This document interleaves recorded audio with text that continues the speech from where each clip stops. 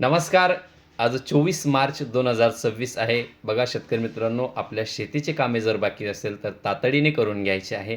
कारण की 30 तारखेपासून जो आपण पाऊस सांगितला होता, तो महाराष्ट्रात जवळपास सर्वदूर सगळ्याच जिल्ह्यांना होणार आहे. त्याआधीसुद्धा आज हा कोल्हापूरमध्ये पाऊस दाखल झालेला आहे. कोल्हापूर आणि लातूरच्या काही भागांना म्हणजे कर्नाटक बाउंड्रीजवळ तुरळक ठिकाणी पावसाला आज सुरुवात झालेली आहे. तसेच उद्यासुद्धा त्या भागांना पाऊस आहे आणि 26 तारखेला सुद्धा जवळपास सांगली, सातारा, कोल्हापूर, रत्नागिरी, सोलापूर, पुणे, अहिल्यानगरचा काही भाग, लातूरचा काही भाग, नाशिक जिल्हासुद्धा आणि छत्रपती संभाजीनगर जिल्ह्याला सुद्धा ठिकठिकाणी हा पाऊस होण्याची शक्यता 26 तारखेला आहे. त्यामुळे जे आपले पिकं निघाले असेल त्यांना आपल्याला झाकून ठेवायचं आहे 26 तारखेला सुद्धा.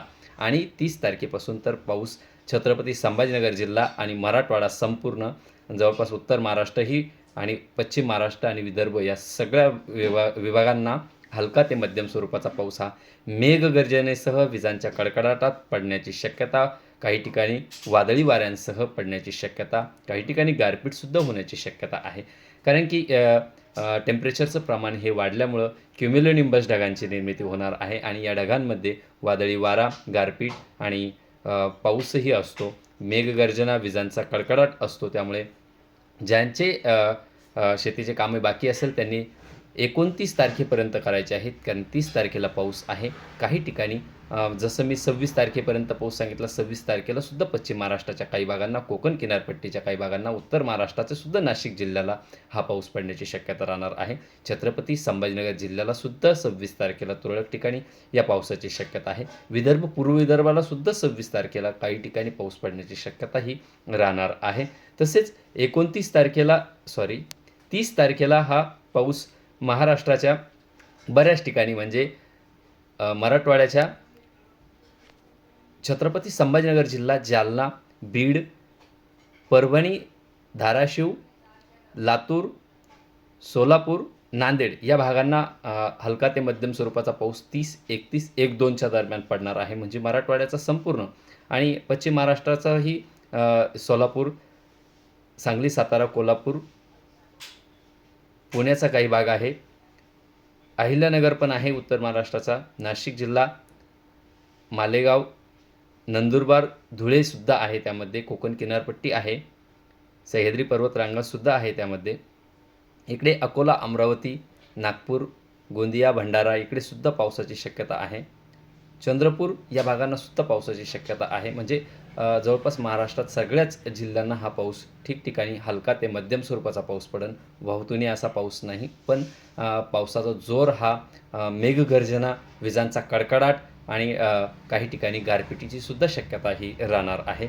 जिथे जिथे ऊर्ध्वगामी दिशेने वारा वाहील म्हणजे गुरुत्वाकर्षण शक्तीच्या विरुद्धार्थी म्हणजे जमिनीपासून आकाशाकडे जेव्हा गुरुत्वाकर्षण शक्तीच्या विरुद्ध जेव्हा वारा वाहतो त्याला ऊर्ध्वगामी दिशेने वारा वाहणे म्हणतात. आणि हा वारा जिथे जिथे वाहणार तिथं मात्र गारपीट होण्याची शक्यता ही महाराष्ट्रात बऱ्याच ठिकाणी होणार आहे. कारण की सध्याच्या कंडिशनला जेट स्ट्रीमसुद्धा जवळपास उत्तर भारताच्या हिमालयाच्या वरती आहे.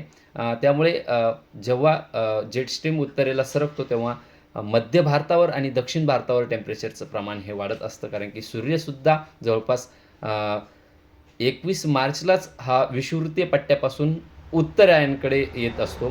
तेव्हा तो जवळपास विषुववृत्तीय पट्ट्यापासून सुद्धा वरती सरकलेला आहे. त्यामुळे महाराष्ट्राच्या बऱ्याच भागांना कमी दाबाचा पट्टा हा निर्माण झालेला आहे. टेम्परेचरचं प्रमाण वाढल्यामुळे हवा ही गरम होते आणि गरम झाल्याच्या नंतर ती वरवर सरकते. जेव्हा हवा वरवर सरकते तेव्हा कमी दाबाचा पट्टा ह्या महाराष्ट्रावरती निर्माण होत असतो. आणि जेव्हा जिथे हाय प्रेशर असतं तिकडे जिथे हाय प्रेशरकडून लो प्रेशरकडे जेव्हा वारा वाहतो तेव्हा लो प्रेशरकडे पावसाची शक्यता असते. तसं समुद्र किनारपट्टी समुद्रावरती जसं हाय प्रेशर आहे आणि महाराष्ट्रावरती हे लो प्रेशर या जिल्ह्यांना होण्याची शक्यता आहे. मी जेवढे जिल्हे सांगितले तेवढ्या जिल्ह्यांना लो प्रेशर होण्याची शक्यता आहे.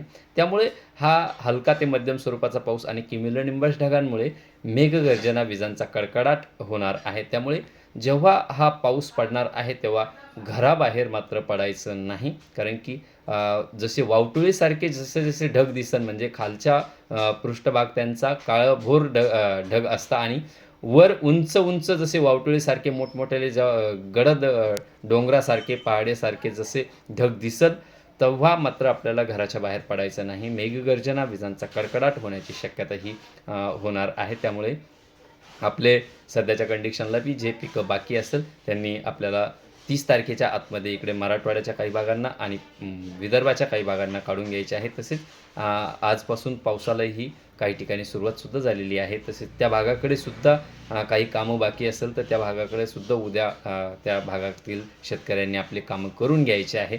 जेणेकरून आपल्या पिकाचं नुकसानसुद्धा होणार नाही याची शेतकऱ्यांनी नोंद घ्यायची आहे.